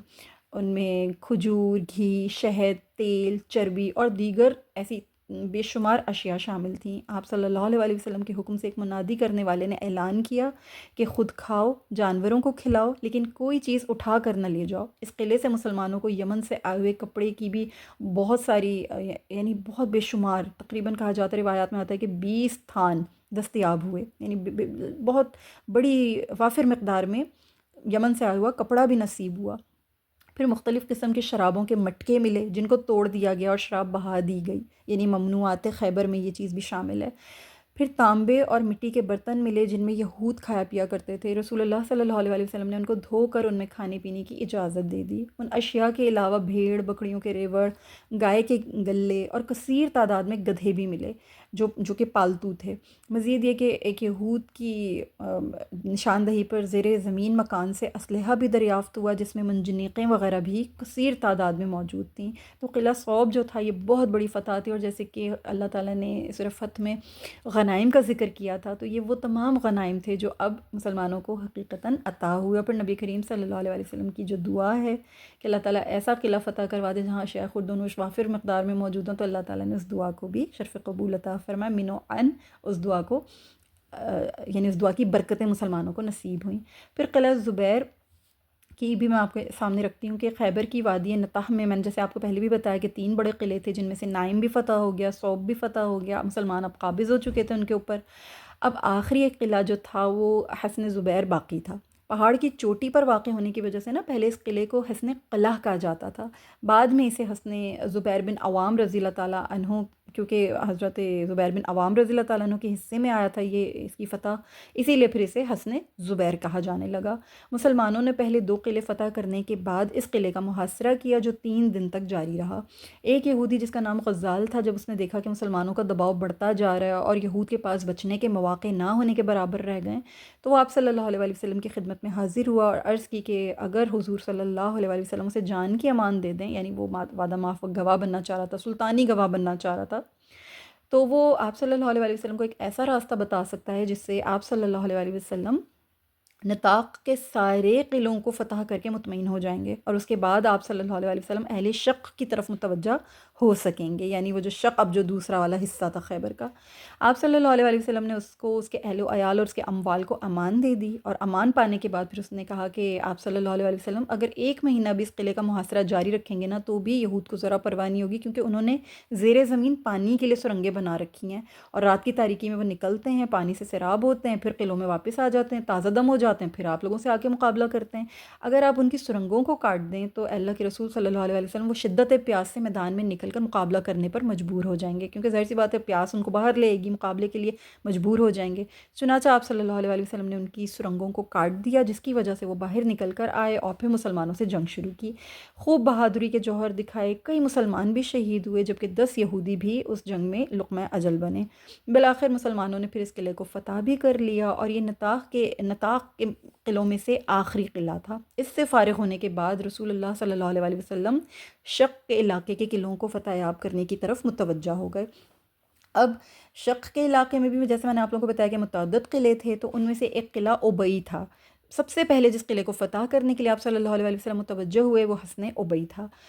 یہاں کے جو یہودی تھے وہ انفرادی لڑائی سے انہوں نے آغاز کیا، چنانچہ ایک یہودی سورما جس کا نام عزول تھا میدان میں نکلا، اس نے مسلمانوں کو مقابلے کے لیے للکارا۔ جناب حباب بن منذر رضی اللہ تعالیٰ عنہ اس کے مقابلے کے لیے نکلے، دونوں ایک دوسرے پر حملہ آور ہوئے۔ حضرت حباب رضی اللہ تعالیٰ عنہ نے اپنی تلوار کے وار سے اس کا دایاں بازو کاٹ دیا، اس کے ہاتھ سے تلوار گری، وہ پیچھے مڑا تاکہ بھاگ کر قلعے میں داخل ہو، لیکن حضرت حباب رضی اللہ تعالیٰ عنہ نے اسے بھاگنے نہیں دیا، اس کے پاؤں کو بھی کاٹ دیا اور پھر اس کا کام تمام کر دیا۔ اس کے بعد ایک اور یہودی نکلا، اس نے بھی دعوت مبارزت دی، اس کے مقابلے کے لیے ایک مسلمان مجاہد نکلا، لیکن اس یہودی نے اس کو شہید کر دیا، اور پھر مد مقابل کے لیے دوبارہ چیلنج دیا۔ اس مرتبہ مقابلے کے لیے حضرت ابو دجانہ رضی اللہ تعالیٰ عنہ اپنی شمشیر لہراتے ہوئے نکلے، اور آپ رضی اللہ تعالیٰ عنہ نے پہلے وار سے اس کی ٹانگیں کاٹ دیں اور اس کو موت کے گھاٹ اتار کر پھر اس کی تلوار بھی، ذرہ بھی اور دوسرا سامان بھی اتار لیا۔ اس کے بعد کسی یہودی کو جرأت نہیں ہوئی کہ وہ میدان میں آ کر کسی مسلمان کو للکار سکے۔ اس کے بعد مسلمانوں نے نعرہ تکبیر بلند کرتے ہوئے قلعے پر حملہ کیا اور اندر داخل ہو گئے۔ حضرت ابو دجانہ رضی اللہ تعالیٰ عنہ حملہ آور مسلمانوں کی قیادت کر رہے تھے۔ وہاں جتنے یہودی تھے سب بھاگ کھڑے ہوئے اور شق کے جو دوسرے قلعے تھے جیسے قلعہ حصن النظار، اس میں جا کر پناہ لے لی۔ اس قلعے سے بھی مسلمانوں کو کثیر تعداد میں بھیڑ، بکریاں، کھانے پینے کی چیزیں اور دیگر ساز و سامان ہاتھ آیا۔ پھر یہ شق کے علاقے کا جو دوسرا قلعہ تھا اس کا نام حصن النظار تھا، اور قلعہ ابئی اور نطاق کے تینوں قلعوں کی شکست خوردہ یہودی بھاگ کر اب یہاں پر پناہ گزین ہو گئے تھے۔ رسول اللہ صلی اللہ علیہ وسلم نے اپنے صحابہ رضی اللہ تعالیٰ عنہم کے ساتھ اس قلعے پر بھی حملہ کیا، گھمسان کی جنگ ہوئی، انہوں نے مسلمانوں پر تیر اور پتھروں کی بچھاڑ بھی کی، کئی تیر آپ صلی اللہ علیہ وسلم کے لباس کے ساتھ جا کر پیوست ہو گئے، لیکن اللہ نے حفاظت فرمائی، اور آپ صلی اللہ علیہ وسلم نے مٹی کی جو کنکریاں ہوتی ہیں ان کو اپنی مٹھی میں لے کر ان کے قلعے کی طرف پھینکا، جس کے نتیجے میں یہ ہوا کہ قلعے کی دیواریں لرزنے لگیں۔ سبحان اللہ العظیم، یہ بھی معجزہ خیبر میں، یہ بھی ایک معجزہ رونما ہوا تھا۔ نبی کریم صلی اللہ علیہ وسلم کی مٹھی میں جو کنکریاں تھیں وہ جیسے قلعے کی دیوار پہ پڑی تھیں، قلعے کی دیواریں لرز رہی تھیں، تو مسلمانوں نے ان پر شدید حملہ کیا اور یہودیوں کو جنگی قیدی بنا کر قلعہ فتح کر لیا۔ سبحان اللہ العظیم، حصن النظار بھی فتح ہو گیا۔ پھر اس کے بعد قلعہ قموس کی باری آئی۔ اب یہ جو حصہ تھا قتیبہ کا جو حصہ تھا، یعنی تیسرا حصہ جو تھا، قتیبہ کے قلعوں کی طرف متوجہ ہوئے نبی کریم صلی اللہ علیہ وسلم۔ پہلے 2 حصوں کو، خیبر کے جو 2 حصے تھے نطاح اور شق، ان کو فتح کرنے کے بعد اب قتیبہ کی طرف متوجہ تھے۔ قتیبہ کے قلعوں میں حصن القموس سب سے بڑا، سب سے مضبوط قلعہ تھا۔ رسول اللہ صلی اللہ علیہ وسلم نے صحابہ کرام رضی اللہ تعالیٰ عنہم کے ساتھ اس قلعے کا محاصرہ کیا جو 20 دن تک جاری رہا۔ یہ قلعہ آخر کار حضرت علی کرم اللہ وجہ الکریم کے ہاتھوں فتح ہوا۔ قلعہ قموس بھی حضرت علی ہی علی رضی اللہ تعالیٰ عنہ نے ہی فتح کیا۔ اس قلعے کے بہت سے یہودی مرد اور عورتیں جنگی قیدی بنا لیے گئے، اور جو اسیر ہونے والی خواتین تھیں ان میں حضرت صفیہ رضی اللہ تعالیٰ عنہا و آبا سلام علیہا جو کہ ہماری ام المومنین ہیں وہ بھی شامل تھیں۔ یہ ہوئی بن اخطب کی بیٹی اور کنانہ بن ابی الحقیق کی بیوی تھیں۔ ان کے ساتھ ان کی چچا زاد بہن بھی گرفتار ہوئیں، اور ان دونوں کو بھی جنگی قیدی جو ہے بنا لیا گیا۔ پھر اس کے بعد قلعہ وطیح اور سلالم کا یعنی اس کی طرف متوجہ ہوئے مسلمان، اور نبی کریم صلی اللہ علیہ وسلم کے حکم پر یہ جو اب دو آخری کے قلعے رہ گئے تھے قتیبہ کے حصے میں، تو یہ ان دو قلعوں کے لیے 14 دن تک محاصرہ جاری رہا، لیکن یہودیوں میں سے کوئی جنگ کے لیے باہر نہیں آیا۔ جب رسول اللہ صلی اللہ علیہ وسلم نے منجنیقوں کے ذریعے سے پتھر برسانے کا ارادہ فرمایا تو انہیں اپنی ہلاکت کا پورا یقین ہو گیا، اور انہیں صلح کرنے میں ہی اپنی عافیت نظر آئی۔ چنانچہ کنانہ بن ابی الحقیق نے ایک آدمی کو رسول اللہ صلی اللہ علیہ وسلم کی خدمت میں بھیجا اور اس کے ذریعے سے عرض کی کہ اگر اجازت ہو تو وہ گفتگو کے لیے حاضر ہو جائے۔ جب رسول اللہ صلی اللہ علیہ وسلم نے اسے اجازت دی تو وہ اپنے قلعے سے باہر نکل کر بارگاہ رسالت میں آپ صلی اللہ علیہ وسلم میں حاضر ہوا اور صلح کی درخواست کی۔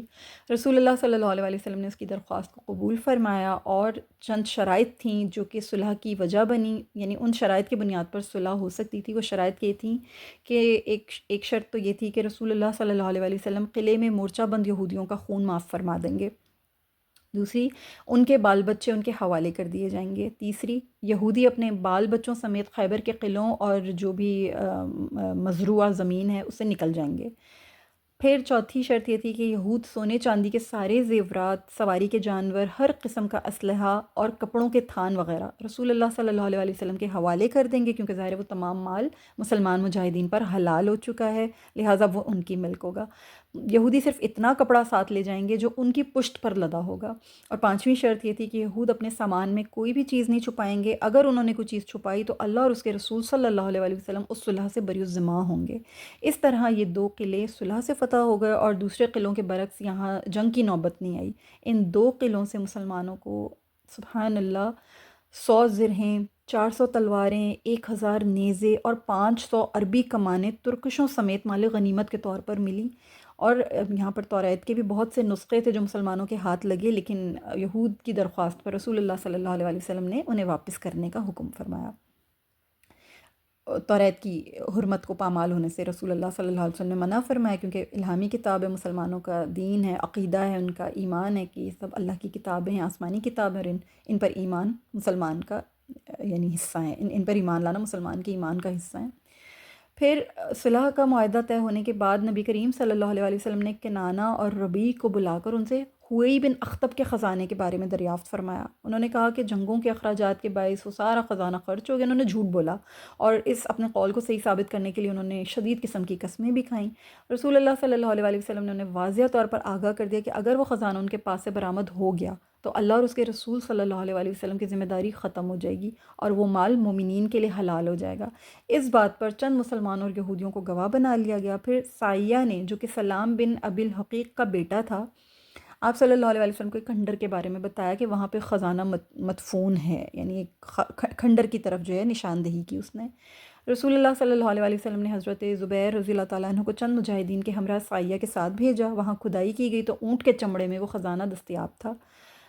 اور ان کے سارے زیورات بھی اس کے اندر سے برآمد ہو گئے۔ جب کنانہ سے مزید تفتیش کی گئی تو اس نے مزید جو کچھ چھپا رکھا تھا وہ سب بھی نکال کر پیش کر دیا۔ پھر آپ صلی اللہ علیہ وسلم نے کنانہ کو محمد بن مسلمہ رضی اللہ تعالیٰ عنہ کے حوالے کیا تاکہ وہ اسے اپنے بھائی کے بدلے میں بطور قصاص کے قتل کر سکیں۔ محمد بن مسلمہ رضی اللہ تعالیٰ عنہ کے جو بھائی محمود بن مسلمہ رضی اللہ تعالیٰ عنہ جو خیبر کے پہلے شہید تھے، میں نے آپ کو بتایا تھا چکی کا پاٹ ان پہ گرایا تھا یہود نے، ان کے قصاص کے طور پر جو ہے رسول اللہ صلی اللہ علیہ وسلم نے کنانہ کو جو ہے ان کے سپرد کیا تھا، محمد بن مسلمہ کے سپرد کیا تھا کہ اپنے بھائی کا قصاص لے لیں۔ ادھر ربیع کا بھی سر قلم کیا گیا اور ان کی اولاد کو جنگی قیدی بنا لیا گیا، یعنی جو ربیع کے جو جتنے بھی بچے تھے، جو بھی آل اولاد تھی، اس کو تمام کو جنگی قیدی بنا لیا گیا۔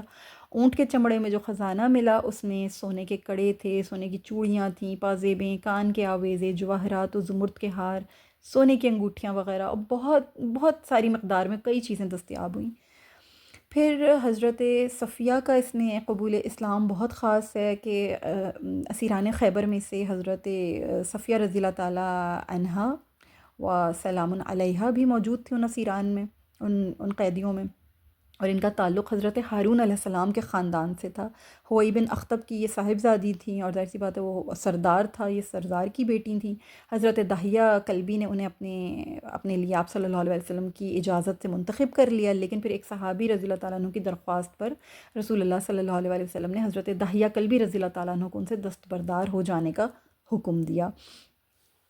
اور اس کے بعد نبی کریم صلی اللہ علیہ وآلہ وسلم نے جناب صفیہ رضی اللہ تعالیٰ عنہا کو و سلام علیہا کو یہ اختیار دیا کہ اگر ان کی مرضی ہو تو آپ صلی اللہ علیہ وآلہ وسلم ان کو آزاد کر دیں اور وہ اپنے باقی ماندہ رشتہ داروں کے پاس واپس چلی جائیں، یا وہ اسلام قبول کر لیں اور آپ صلی اللہ علیہ وآلہ وسلم انہیں اپنی زوجیت کا اعزاز عطا فرمائیں، کیونکہ ظاہر وہ ایک شہزادی تھیں اور سردار کی بیٹی تھیں، اعلیٰ حسب نسب تھا، ہارون علیہ السلام کے خاندان سے تھیں، تو آپ صلی اللہ علیہ وآلہ وسلم ان کی شان، ان کا مرتبہ، ان کا وقار کسی بھی قیمت پر کسی بھی یعنی صحابی کے ساتھ ان کا تعلق قائم کر کے ان کی شان اور ان کے مرتبے میں کمی نہیں کرنا چاہتے تھے، لہٰذا آپ صلی اللہ علیہ وآلہ وسلم نے ان کو یہ دو پیشکش کی۔ انہوں نے دوسری پیشکش کو قبول فرمایا، ان کی یوں کہہ لیجیے کہ قسمت نے یاوری کی، نصیب ان کا چمکا، اور دوسری پیشکش کو انہوں نے قبول فرمایا اور نبی کریم صلی اللہ علیہ وسلم کی زوجیت کے شرف سے مشرف ہو گئیں اور آپ صلی اللہ علیہ وسلم کے حرم کا حصہ بنیں۔ سبحان اللہ العظیم۔ اس طرح بنو نذیر کی یہودیوں کے سردار اور نبی کریم صلی اللہ علیہ وسلم کے شدید ترین دشمن ہوئی بن اخطب کی بیٹی صفیہ امہات المومنین کی صف میں شامل ہو کر ان تمام حقوق اور اعزازات کی مستحق پائیں جو ام المومنین جناب خدیجۃ الکبریٰ سلام اللہ تعالیٰ علیہا، عائشہ بنت ابی بکر صدیق سلام اللہ تعالیٰ علیہا، ام المومنین سیدہ حفصہ سلام اللہ تعالیٰ علیہ بنت عمر بن خطاب، اور دیگر تمام ازواج مطہرات حضرت سودا وغیرہ، ان تمام جو ازواج مطہرات تھیں ان کو یہ حاصل تھے، اور بھی زینب اور جتنی بھی تھیں، زینب بنت جہش اور وہ تمام جتنی بھی تھیں، بہت اللہ پاک نے ان کے اوپر کرم فرمایا، اور وہ عام باندیوں کی طرح ان کو تقسیم نہیں کیا گیا، کیونکہ ان کا مرتبہ تھا، ایک خاص ان کا مقام تھا۔ سیدہ صفیہ کی تسکین قلب کے لیے یہی ضروری تھا کہ انہیں ازواج مطہرات کی صف میں شامل ہونے کا شرف عطا کیا جاتا، لہٰذا نبی کریم صلی اللہ علیہ وسلم نے انہیں آزاد کر کے یہ اختیار دے دیا تھا کہ اگر وہ چاہیں تو پورے اعزاز و اکرام کے ساتھ ان کے اہل خانہ کے پاس واپس چلی جائیں، یا پھر نبی کریم صلی اللہ علیہ وسلم کے حبال عقد میں آ جائیں۔ لہٰذا اللہ تعالیٰ نے ان کے دل میں اسلام کی محبت ڈال دی، اور انہوں نے برضا و رغبت یہودیت کو خیر بات کہہ کر دائرہ اسلام میں داخل ہونے اور سید الانبیاء علیہ السلام اور اسلام کو اپنے نکاح کے طور پر ترجیح دی۔ یوں وہ امہات المومنین کی صف میں شامل ہونے کا لازوال اعزاز امتیاز پا کر ہمیشہ کے لیے انتہائی محترم شخصیت بن گئیں، اور اللہ تعالیٰ جب کسی کو نوازتا ہے نا تو اسی طرح نوازتا ہے۔ سیدہ صفیہ جو تھیں یہ پہلے یہودی سردار کے نانا بن ربیع بن ابی الحقیق کے نکاح میں تھیں۔ انہوں نے خواب میں دیکھا کہ چاند ان کی گود میں آ گیا ہے۔ انہوں نے اپنے شوہر کے نانا کو خواب سنا تو اس نے غضبناک ہو کر ان کے چہرے پر اس قدر زور سے ایک یعنی تھپڑ مارا تھا کہ آنکھ پر سبز رنگ کا نشان پڑ گیا تھا۔ اس نے بڑی برہمی سے کہا تھا کہ کیا تو یہ چاہتی ہے کہ بادشاہی یثرب یعنی نبی صلی اللہ علیہ وسلم تیرا شوہر بن جائے؟ اس قدر اس کے دل میں خار تھی، لیکن جو اللہ تعالیٰ کو منظور ہوتا وہی ہے، لہٰذا جو انہوں نے خواب دیکھا وہ من عن اللہ تعالیٰ نے ان کو اس کی تعبیر بھی عطا فرمائی کہ چاند واقعی ان کی جھولی میں آ گرا۔ سبحان اللہ۔ پھر ایک اور اس میں خیبر کے موقع پر ایک اور واقعہ بھی پیش آیا تھا کہ جب خیبر فتح ہوا نا تو زینب نامی ایک یہودیہ تھی جس نے نبی کریم صلی اللہ علیہ وسلم کو زہر دینے کی کوشش کی تھی۔ اس نے بکری کا بھنا ہوا گوشت بطور ہدیہ بارگاہ رسالت صلی اللہ علیہ وسلم میں پیش کیا۔ اس نے لوگوں سے باقاعدہ طور پہ معلوم کیا تھا کہ آپ صلی اللہ علیہ وسلم کو بکری کے کس حصے کا گوشت زیادہ پسند ہے۔ اسے بتایا گیا کہ آپ صلی اللہ علیہ وسلم بکری کے بازو کا گوشت بہت پسند فرماتے ہیں، جسے عام فہم زبان میں دستی کہا جاتا ہے، یعنی وہ دستی کا جو گوشت ہے وہ بہت آپ صلی اللہ علیہ وسلم کو پسند ہے، آپ کو بہت ہی تناول فرماتے ہیں، آپ شوق سے تناول فرماتے ہیں۔ لہٰذا اس یہودیہ نے اس بکری کے سارے گوشت میں زہر ملا دیا، لیکن زیادہ زہر بکری کے بازو کے گوشت میں ملایا۔ جب اس بکری کا بھنا ہوا زہر آلود گوشت دسترخوان پر رکھا گیا تو نبی کریم صلی اللہ علیہ وسلم نے اس دستی کو اٹھا لیا اور اس کا ایک ٹکڑا تناول فرمایا، لیکن چبانے کے فوراً بعد اسے تھوک دیا اور فرمایا کہ اللہ تعالیٰ نے آپ صلی اللہ علیہ وسلم کو یہ خبر پہنچائی ہے کہ اس میں زہر ملایا گیا ہے۔ اس دسترخوان پر آپ صلی اللہ علیہ وسلم کے ہمراہ بشر بن برا رضی اللہ تعالیٰ عنہ اور چند دیگر صحابہ کرام رضی اللہ تعالیٰ عنہم بھی موجود تھے۔ حضرت بشر رضی اللہ تعالیٰ عنہ نے گوشت کا ایک ٹکڑا منہ میں ڈالا، اسے چبایا اور پھر نگل لیا۔ زہر نہایت سخت قسم کا تھا، چنانچہ جیسے ہی گوشت نگلا ان کے چہرے کا جو رنگ تھا وہ بالکل متغیر ہو گیا اور بس پل بھر میں ان کی موت واقع ہو گئی۔ آپ صلی اللہ علیہ وسلم نے بطور قصاص اس یہودیہ کو بھی پھر قتل کرنے کا حکم دے دیا، یعنی اس کو موت کے گھاٹ اتارنے کا حکم دے دیا گیا۔ پھر میں آپ لوگوں کے ساتھ مال غنیمت کی تقسیم کا بھی معاملہ رکھتی ہوں کہ مال غنیمت جو عطا ہوا تھا، نبی کریم صلی اللہ علیہ وسلم نے خیبر پر مکمل فتح پائی اور مال غنیمت صحابہ کرام رضی اللہ تعالیٰ عنہ میں تقسیم فرمایا۔ خیبر کے جو قلعے تھے وہ جو بزور قوت بازو فتح ہوئے تھے، ان سے حاصل ہونے والے مال غنیمت کا خمس نکال کر باقی تمام کا تمام مال مجاہدین اسلام میں تقسیم فرما دیا گیا۔ پیدل کو ایک حصہ دیا اور گھوڑ سوار کو 2 حصے دیے گئے، ایک اس کا اور دوسرا اس کے گھوڑے کا۔ سبحان اللہ۔ جانوروں کو بھی نبی کریم صلی اللہ علیہ وسلم جو ہیں وہ پیچھے نہیں رہنے دیتے تھے۔ ظاہر ہے جانور کی بھی بہت ساری ضروریات ہوتی ہیں، اس کے بھی بہت سارے تقاضے ہوتے ہیں، اس کا کھانا پینا، اس کی جو نالیں ہوتی ہیں ان کو سنبھالنا، اس کی اس کے جو پاؤں اور سب چیزیں جو ہوتی ہیں ان چیزوں کی بھی حفاظت ہوتی ہے، ان کی ضروریات کا بھی یعنی خیال ہوتا ہے۔ تو جو مالک ہوتا ہے اس کو اس کے جانور کا بھی حصہ ملا۔ پھر جو قلعے بغیر لڑائی کے فتح ہوئے تھے ان سے حاصل ہونے والا مال و متاع آپ صلی اللہ علیہ وسلم نے مسلمانوں کی اجتماعی ضروریات اور دیگر امور خیر کے لیے رکھوا دیا۔ اور جو زرعی زمینیں تھیں ان کا انتظام کس طرح سے فرمایا کہ جو مسلمانوں نے جو سارے قلعے فتح کیے تو یہود کو وہاں سے چلے جانے کا ظاہر حکم دیا گیا تھا، جس طرح معاہدہ صلح میں طے پایا تھا۔ اس وقت یہود نے نبی کریم صلی اللہ علیہ وسلم کی بارگاہ میں یہ عرض کی کہ انہیں وہیں رہنے دیا جائے تاکہ وہ وہاں کھیتی باڑی اور باغات کی دیکھ بھال کا سلسلہ جاری رکھ سکیں، اور بدلے میں جو پیداوار حاصل ہوگی اس میں سے نصف وہ مسلمانوں کو دے دیا کریں گے۔ چنانچہ مسلمانوں کے پاس اتنی تعداد میں جو ہے آ جایا کرے گا، مال وغیرہ آ جایا کرے گا کہ نصف جو ہے وہ ان کے حصے میں آئے گا۔ اس کا ایک ریزن یہ بھی تھا کہ مسلمانوں کے پاس نا اتنی تعداد میں غلام نہیں تھے۔ اگر مسلمانوں کو خود وہاں پر رک کر کھیتی باڑی کرنا پڑتی اور اتنی بڑی زرعی زمینوں کا انتظام خود سنبھالنا پڑتا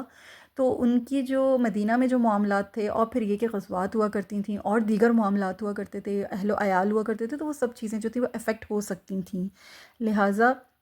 یہی جو ہے مشروط اجازت عطا فرمائی گئی نبی کریم صلی اللہ علیہ وسلم کی طرف سے کہ ٹھیک ہے، جب بھی اہل ایمان چاہیں گے یہودیوں کو اس جگہ سے جانا ہوگا، لیکن فی الحال یہیں پر ہی یہود رہ سکتے ہیں، کھیتی باڑی اور باغات کی دیکھ بھال کا جو سلسلہ ہے اس کو اسی طرح بدستور جاری رکھیں، اور جو پیداوار حاصل ہوگی اس میں سے نصف حصہ جو ہے مسلمانوں کا ہوگا۔ رسول اکرم صلی اللہ علیہ وسلم نے باغات کے پھلوں اور اجناس کی جو تقسیم تھی اس کے لیے حضرت عبداللہ بن رواحہ رضی اللہ تعالیٰ عنہ کو مقرر فرمایا۔ وہ ہر سال تشریف لے جاتے اور طے شدہ معاہدے کے مطابق ان اجناس اور پھلوں کو تقسیم کرتے تھے۔ نصف یہود کو دے دیا جاتا تھا اور بقیہ نصف مال جو نصف حصہ ہوا کرتا تھا وہ بیت المال کے سپرد کر دیا جاتا تھا۔ اور حضرت عبداللہ بن رواحہ جو ہیں انہوں نے بہت ہی عدل کے ساتھ اور بے لاگ عدل کے ساتھ یہ تمام کام جو تھا یہ سنبھالا، اور تعلیمات رسول اللہ صلی اللہ علیہ وسلم کی روشنی میں ہمیشہ انصاف سے کام لیا۔ پھر اسی طرح سے فتح فدق ہوئی، جب اہل فدق جو تھا وہ ایک علاقہ تھا اور خیبر کے قریب ہی واقع تھا۔ جب وہاں کے رہنے والوں کو، رہائشیوں کو اس بات کی اطلاع ہوئی نا کہ یہود خیبر نے رسول اللہ صلی اللہ علیہ وسلم کے ساتھ صلح کر لی ہے، تو ان لوگوں نے نبی کریم صلی اللہ علیہ وسلم کی خدمت میں یہ پیغام بھیجا کہ ان کی جانوں کو بھی امان دے دی جائے اور وہ تمام اپنا مال و اسباب چھوڑ کر وہاں سے جلا وطن ہو جائیں گے۔ آپ صلی اللہ علیہ وسلم نے ان کی درخواست قبول فرمائی، چونکہ فدق بغیر کسی حملے اور بغیر فوج کشی کے فتح ہوا، اس لیے وہ خالصتاً رسول اللہ صلی اللہ علیہ وسلم کے تصرف اور قبضے میں رہا، اور خیبر کی طرح مجاہدین میں اس کو تقسیم نہیں کیا گیا۔ اس کے بعد میں آپ لوگوں کے سامنے ایک بہت ہی خاص چیز جو کہ اسی غزوہ خیبر سے ہی متعلق ہے، وہ یہ کہ حضرت ابو ہریرہ رضی اللہ تعالیٰ عنہ کی، جناب حضرت جعفر بن ابی طالب رضی اللہ تعالیٰ عنہ کی، اور جتنے بھی عشری صحابہ تھے ان کی حاضری ہوئی تھی نبی کریم صلی اللہ علیہ وسلم کے پاس خیبر میں۔ جن دنوں رسول اللہ صلی اللہ علیہ وسلم خیبر تشریف لے گئے تھے ان دنوں حضرت ابو ہریرہ رضی اللہ تعالیٰ عنہ اور ان کی قوم کے لوگ اسلام قبول کر کے رسول اللہ صلی اللہ علیہ وسلم کی خدمت میں حاضر ہونے کے لیے مدینہ منورہ آئے۔ وہاں انہیں معلوم ہوا کہ رسول اللہ صلی اللہ علیہ وسلم تو خیبر تشریف لے گئے، چنانچہ رات انہوں نے مدینہ منورہ میں گزاری اور فجر کی نماز حضرت صبا رضی اللہ تعالیٰ عنہ کی اقتداء میں ادا فرمائی۔ پھر نماز سے فارغ ہونے کے بعد حضرت صبا رضی اللہ تعالیٰ عنہ سے ان کی ملاقات ہوئی اور آپ رضی اللہ تعالیٰ عنہ نے انہیں پھر خیبر جانے کے لیے زاد راہ بھی دیا۔ یہ لوگ خیبر پہنچے تو نبی کریم صلی اللہ علیہ وآلہ وسلم خیبر فتح کر چکے تھے۔ رسول اکرم صلی اللہ علیہ وآلہ وسلم سے ملاقات ہوئی تو آپ صلی اللہ علیہ وآلہ وسلم نے مجاہدین اسلام سے بات کی اور انہیں بھی خیبر کے مال غنیمت میں شریک کر لیا، یعنی حضرت ابو ہریرہ اور ان کی قوم کے لوگوں کو بھی اس مال غنیمت میں شریک کر لیا گیا۔ سبحان اللہ۔ پھر اسی طریقے سے سیدنا جعفر رضی اللہ تعالی عنہ وہ بھی اپنے ساتھیوں کے ساتھ رسول اللہ صلی اللہ علیہ وسلم کی خدمت عالی شان میں وہاں پہنچے، خیبر پہنچے۔ جیسے میں نے آپ لوگوں کو بتایا تھا، یہ بات میں نے شاید پچھلے لیکچر میں آپ لوگوں سے کہی تھی کہ سیدنا جعفر بن ابی طالب حبشہ ہجرت کرنے والے دیگر مسلمانوں کے ساتھ جو ہیں وہ واپس آ رہے تھے، اور ان کے ساتھ سیدنا ابو موسیٰ اشعری رضی اللہ تعالیٰ عنہ کے بھی دیگر جو تھے اصحاب تھے جو کہ حبشہ سے اب واپس آ رہے تھے، اور 2 کشتیوں میں سوار کر کے جو حبشہ کا بادشاہ تھا نجاشی، اس نے ان مسلمانوں کو واپس یعنی عرب روانہ کیا تھا، اور جو خواتین اور بچے تھے ان کی کشتی جو ہے وہ جدہ کے ساحل پہ رک کر مدینہ کی طرف روانہ ہو گئی، اور جبکہ حضرت جعفر بن ابی طالب رضی اللہ تعالیٰ عنہ جو ہیں وہ اپنے دیگر ساتھیوں کے ساتھ، اپنے دیگر صحابہ کے ساتھ، اور جو عشری صحابہ تھے ان کے ساتھ نبی کریم صلی اللہ علیہ وآلہ وسلم کی خدمت میں حاضر ہوئے۔ جب یہ صحابہ کرام سیدنا جعفر رضی اللہ تعالیٰ عنہ کی رفاقت میں نبی کریم صلی اللہ علیہ وآلہ وسلم کی خدمت میں حاضر ہوئے، اس وقت خیبر فتح ہو چکا تھا، اور جناب جعفر بن ابی طالب رضی اللہ تعالیٰ عنہ جب رسول اللہ صلی اللہ علیہ وآلہ وسلم کے پاس خیبر کے دن پہنچے تھے تو رسول اللہ صلی اللہ علیہ وآلہ وسلم نے ان کی آنکھوں کے درمیان بوسہ دیا، انہیں گلے لگایا اور فرمایا کہ معلوم نہیں مجھے کس بات کی زیادہ خوشی ہے، فتح خیبر کی یا جعفر رضی اللہ تعالیٰ عنہ کی آنے کی۔ سبحان اللہ العظیم، بہت محبت کے ساتھ نبی کریم صلی اللہ علیہ وسلم نے جو عشری صحابہ تھے ان کے درمیان بھی، اور حضرت جعفر بن ابی طالب ان کے درمیان بھی، ان سب کے درمیان بھی اس مال غنیمت کو تقسیم بھی فرمایا۔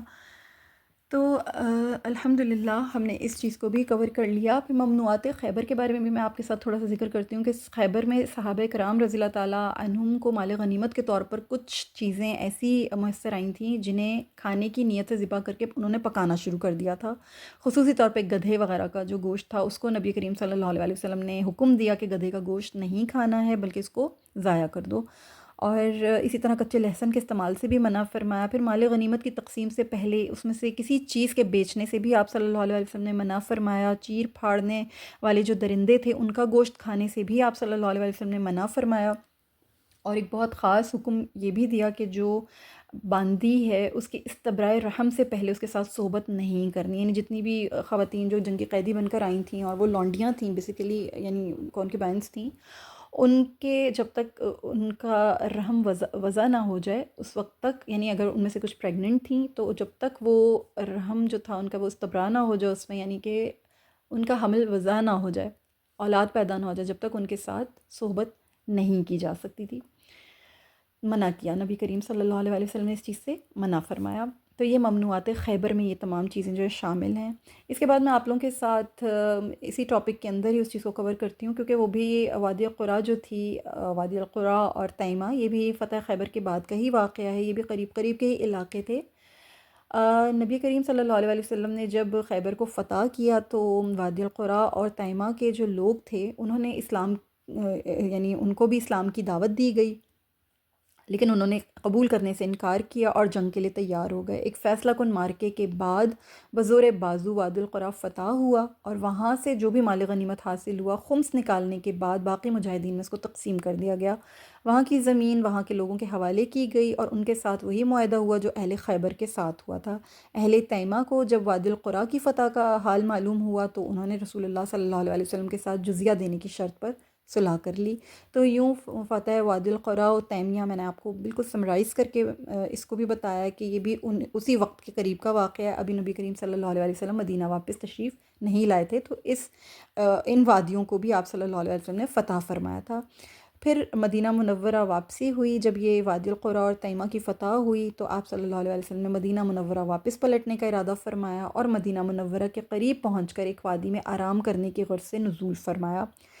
فجر کی نماز کے لیے جگانے کی ذمہ داری حضرت بلال رضی اللہ تعالیٰ عنہ کو سونپی گئی، اور اتفاق سے ان کی بھی آنکھ لگ گئی، اور باقی جتنے صحابہ تھے وہ بھی شدید تھکاوٹ کے باعث ان کی بھی آنکھ نہ کھل سکی، گویا پورے لشکر میں سے کسی کی بھی آنکھ نہیں کھل سکی، یہاں تک کہ آفتاب بلند ہو گیا۔ سب سے پہلے نبی کریم صلی اللہ علیہ وسلم بیدار ہوئے، فوراً صحابہ کرام رضی اللہ تعالیٰ عنہم کو جگا کر اس وادی سے کوچ کرنے کا حکم دیا کہ وہاں شیطان ہے۔